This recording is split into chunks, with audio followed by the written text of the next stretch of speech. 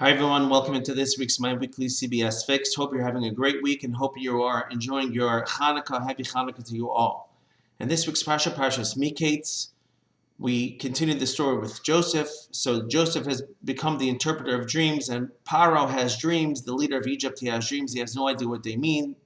And he gets word that Joseph knows how to interpret dreams. So he quickly brings Joseph out of the dungeons that he was in, and they dress him up. It looks nice and everything. Got a haircut, dressed in royal robes, because that's how you present yourself in front of the king.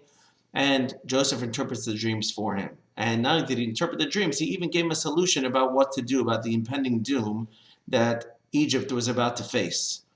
And Paro was so impressed with this person standing in front of him, and he exclaimed like this: "Hanimtza kazeh, ish asher ruach l'elokim bo, can such a thing be found, a man in whom the Spirit of God is?" And what I'm wondering is, what the question is what's the double expression? Hanimtza kazeh, can such a thing be found? And then he says, a man in whom the Spirit of God rests, or is within. So what did he mean, Hanimtza kazeh? Well, it seems like a double expression. So the commentators explain, based on a Talmudic statement in Tractate Taanis 7a, if you would like to look it up, that one of the daughters of the Roman emperors said to Rabbi Shua ben Hanania, who was one of the Tanaim of the Talmud, and she said to him, she knew he was very, very wise, and she said, why would God put such wisdom in such an ugly vessel?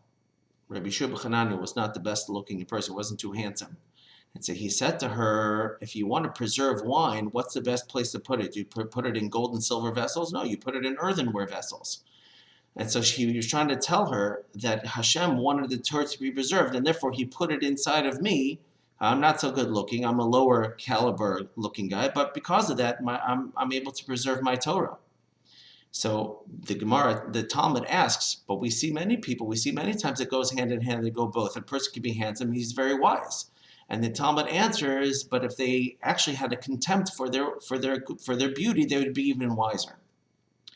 Which then we see that there's kind of a contradiction between being good looking, handsome, and Torah learning, or able to preserve your Torah learning.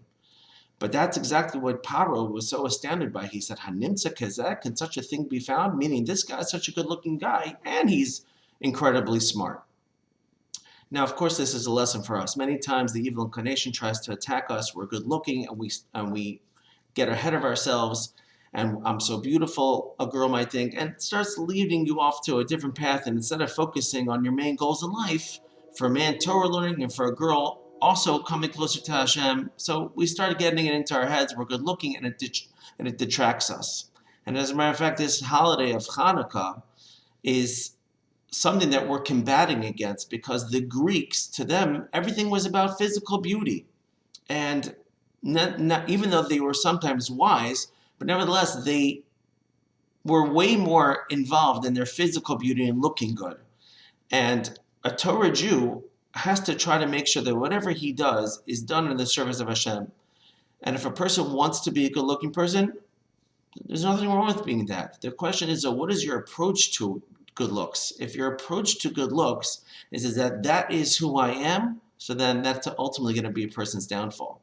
But if a person tries to look good, and it's a mitzvah for every Talmud Chacham to look good, and because it's part of the honor of Torah, but not because the beauty in it itself is a means, but rather the beauty is helping enhance the stature of this person, and that's who Joseph was. Initially, when Joseph was young, he used to be misals basaro. He used to comb his hair. He used to always try to look good, and eventually that's what caused him. Eventually, that got him into problems. That caused him into a lot of troubles. But we have to keep that fine balance between good looking, and we have to also at the same time try to work on our wisdom and gain more and more wisdom. But Hashem wants us to employ everything always in His service, and if we do that, especially if we battle against the Greeks, we can light up our own lights. And our menorah aren't huge lights and huge decorations of lights, all tiny little menorah. Our menorahs are beautiful, but at the same time, it contains within them the wisdom of Judaism. So may we all have them both. Thank you for listening. Have an amazing, amazing Shabbos and a freilichen Chanukah.